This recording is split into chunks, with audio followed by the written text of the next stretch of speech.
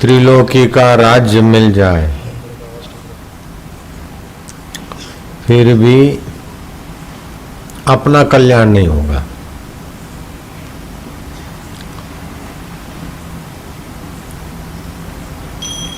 अपना कल्याण होगा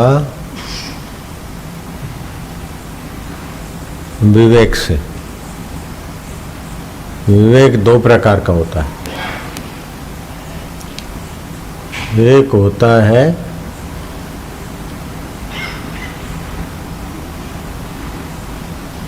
सर्वसामान्य विवेक, क्या खाना क्या ना खाना, किधर रहना किधर ना रहना। ये तो पशु पक्षी में भी है। पेट भरने का विवेक, बच्चों को पहचानने का, बच्चों को पालने का, पोषने का। ये कीड़े मकोड़े जीव जंतुओं में, मनुष्यों में भी है। ये कोई बड़ी बात नहीं, बहादुरी नहीं है। मनुष्य के पास एक विशेष विवेक की क्षमताएं हैं। वो विवेक सत्संग के बिना विकसित नहीं होता है। विवेक का अंश तो, बीज तो है, लेकिन वृक्ष सत्संग के बिना नहीं होता। बिनु सत्संग विवेक न होई, रामायण में आता है। राम कृपा बिनु सुलभ न सोई। परमेश्वर की कृपा के बिना वो सत्संग मिलेगा नहीं, और सत्संग के बिना विवेक जगता नहीं। सामान्य विवेक तो है, और सामान्य विवेकियों में भी विशेष विशेष चमत्कारिक विवेक था अर्जुन में।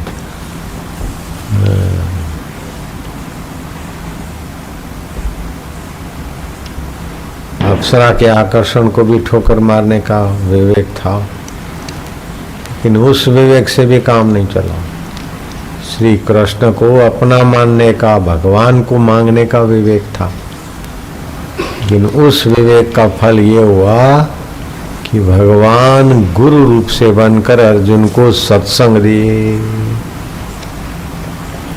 वंदे कृष्णम जगत गुरु।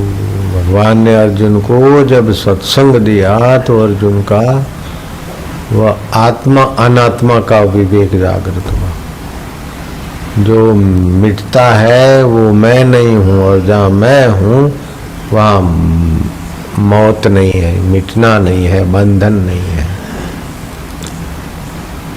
तो मिथ्या शरीर और संसार और परिस्थितियां हैं, लेकिन उसको जानने वाला नित्य चैतन्य शुद्ध बुद्ध आत्मदेव परमेश्वर मेरा। ऐसा विवेक जगत गुरु श्री कृष्ण की कृपा से अर्जुन को मिल गया। और सतशिष्य को सतगुरुओं के सत्संग से मिलता है। बाकी सुविधापूर्ण जीवन तो कहीं भी मिल जाएगा, वह हवाई वाला तो कुछ भी मिल जाएगा, लेकिन अंत में मृत्यु के झटके में सब धरा रह जाएगा। आजकल तो सुविधा भी मुश्किल हो गई है। तो सुख शांति से आराम से तो जिंदगी चली गई, महंगाई ने तो मुसीबत कर दी, टैक्सों ने, महंगाइयों ने। फिर भी एक है विशेष फायदे की बात कि जो सत्संग हिंदुस्तान में मिल सकता है, और परमात्मा विवेक जगाकर सदा के लिए सब दुखों से आदमी पार जा सकता है। ऐसा दूसरे देशों में आसान नहीं है सत्संग मिलना, और देशों में ऊंचा इतना तात्विक सत्संग मिलना और देशों में आसान नहीं। हाँ, टीवी के द्वारा कोई जहाँ बैठ के सुनते होंगे तो अलग बात है, लेकिन ऐसे आमने सामने बैठ के और प्रश्न हो उसका उत्तर भी नहीं। अब प्रश्न एक है कि इंद्रियों को भगवान ने बहिर्मुख क्यों बना दिया। और भगवान हमारे सुहृद है, सुहृदम सर्वभूतानाम। तो इंद्रियों को बहिर्मुख क्यों बनाया। अरे भाई, तुमने भगवान पर दोषारोपण करने का ठेका क्यों लिया लाला। इंद्रियां भगवान ने बहिर्मुख क्यों बनाई। इंद्रियां वास्तव में न बहिर्मुख है न अंतर्मुख है। इंद्रियां तो तुम्हारा करण है। जब तुम बाहर का देखना, सूंघना, चखना, आना जाना चाहते तो बहिर्मुख हो जाती, और जब तुम अंतरात्मा में आना चाहते तो बेचारी शांत हो जाती है। रात को कहाँ होती बहिर्मुख। समाधि में कहाँ होती है बहिर्मुख? ध्यान के समय बहिर्मुख कहाँ होती है? बहिर्मुख बना ली, भगवान ने ऐसा कर लिया, भगवान ने ऐसा कर लिया। भगवान ने तो तुमको इतनी स्वतंत्रता दी है कि जब चाहो तब अंतर्मुख हो जाओ, जब चाहो बहिर्मुख हो जाओ, जब चाहो अंतर्मुख और बहिर्मुख दोनों मुखों को जानने वाले परब्रह्म परमात्मा के सन्मुख हो जाओ।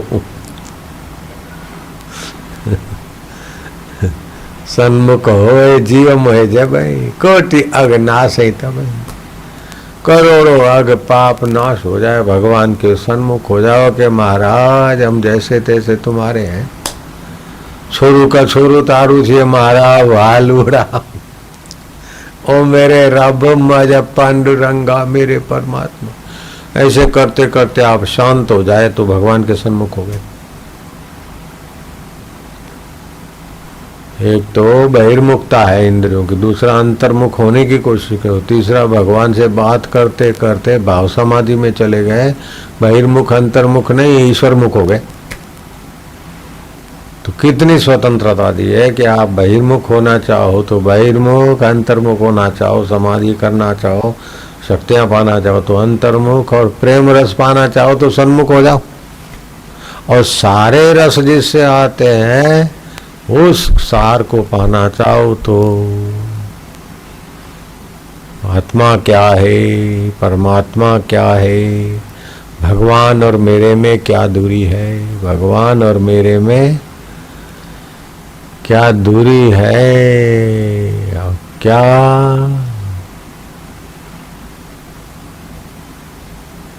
अंतराल है। और मेरी जाति कौन सी है, भगवान की जाति कौन सी है। मैं ब्राह्मण हूं तो भगवान कौन जाति के। मैं पंजाबी मारवाड़ी फलाना बलाना हूं तो भगवान कौन सी जाति के।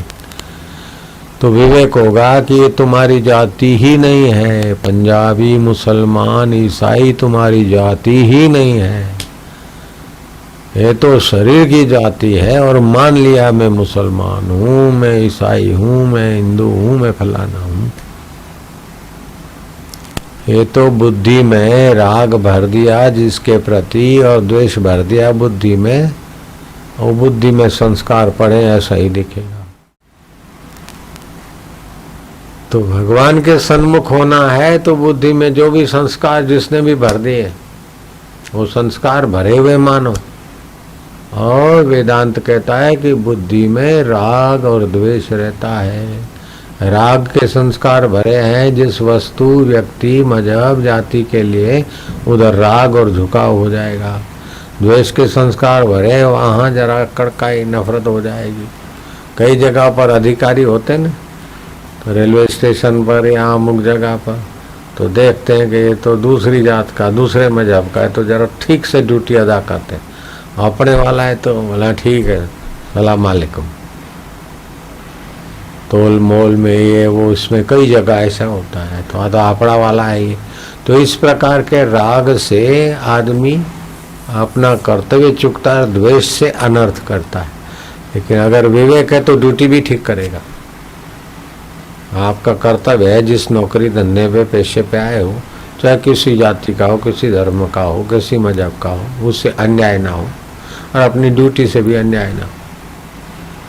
तो ये हो गया व्यवहारिक विवेक, सात्विक। दूसरा विवेक है परम विवेक कि आखिर हम कौन है। मुसलमान तो कुल में पैदा हुआ शरीर, हिंदू कुल में पैदा हुआ शरीर, फलानी जाति में ईसाई अभी बनाए गए, मान्यता घुस गई मैं ईसाई हूँ। ये वास्तविक में हम कौन है, किसकी सत्ता से आंखें देखती, किसकी सत्ता से कान सुनते, किसकी सत्ता से मन सोचता, किसकी सत्ता से बुद्धि में राग और द्वेष आता है, कम ज़्यादा होता है। और कभी जब विवेक जगता है तो राग द्वेष की बेवकूफ़ी भी पता चलता है। तो कहीं भिड़ाया हुआ है बात, किसी के लिए कुछ भिड़ा दिया गया हो तो उस आदमी में नफरत हो जाएगी। जब असली बात सुनोगे तो तुमको लगेगा अरे मेरे को भिड़ा दिया था भैया, मेरी गलती हो गई। तो ऐसा कौन है जो राग से द्वेष से कुछ कर लेता है और फिर सही बात समझता है तो सत्य का पक्ष भी तो लेती है बुद्धि।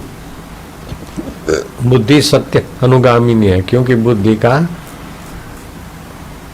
मूल जो तत्व है, अधिष्ठान है, वो तो परमात्मा है। जैसे लहर का अधिष्ठान पानी है, गहने का अधिष्ठान सोना है, ऐसे बुद्धि का अधिष्ठान परमात्मा है, मन का अधिष्ठान वो परमात्मा है। तो कितना भी राग द्वेष चंचलता दुख ये वो आता है जाता है, लेकिन घूम घूम के फिर वो शांत हो जाते हैं, थकान मिटाते।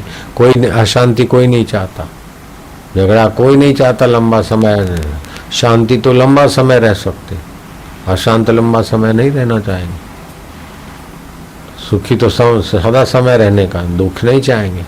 तो दुख अशांति क्लेश कलह आपके स्वभाव में नहीं है, चैतन्य के स्वभाव में नहीं है। ये मन में, बुद्धि में, काम में, क्रोध में, लोभ में, विकारों में आ गए और गलती से मान लिया कि मेरे में है। जब मेरे में मानोगे तो उसको निकालने में बहुत श्रम पड़ेगा, निकलेगा नहीं। घुटने टेकोगे तो आदत पड़ जाएगी, निकालोगे तो भिड़ भिड़ के थक जाओगे। ये मेरे में नहीं है, मन में है, बुद्धि में है, शरीर में है। मैं तो भगवान में हूँ, भगवान मुझ में, तरंग में पानी, पानी में तरंग। ओम ओम आनंद, ओम शांति। तो अल्लाह वाले अल्लाह ही करो, कोई बात नहीं। इससे आपका राग द्वेष अज्ञान ढीला पड़ जाएगा और हृदय में भगवत शांति बढ़ती जाएगी और वो विवेक निखरता जाएगा।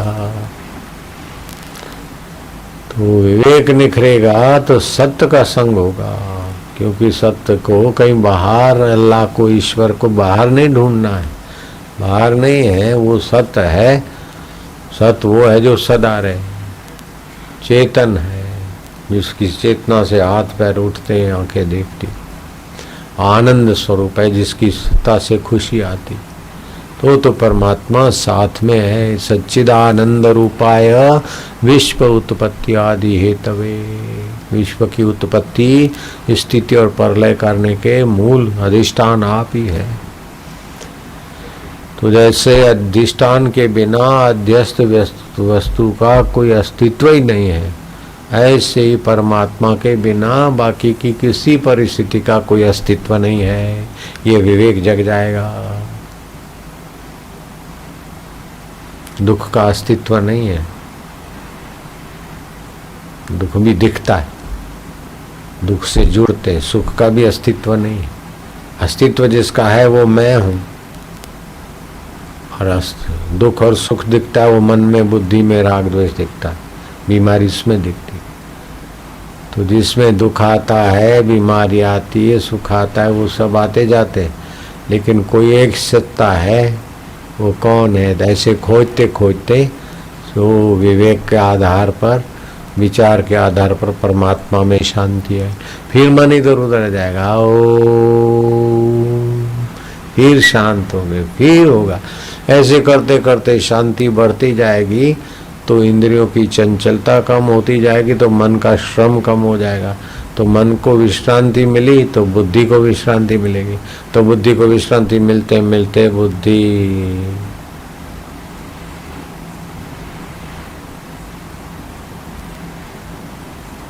ऋत से भर जाएगी, सत्य से भर जाएगी। सत्यम ज्ञानम अनंतम ब्रह्म। सत्य स्वरूप, ज्ञान स्वरूप, अनंत, जिसका अंत न हो। मानो किथे है? गागू कहाँ है? जहाँ भी हो सुनता तो होगा, सत्संग तो त्यागता नहीं है, बहादुर है ना। तो वो विवेक जग जाए। सत्संग का तो त्याग किसी भी कीमत पे नहीं करना चाहिए।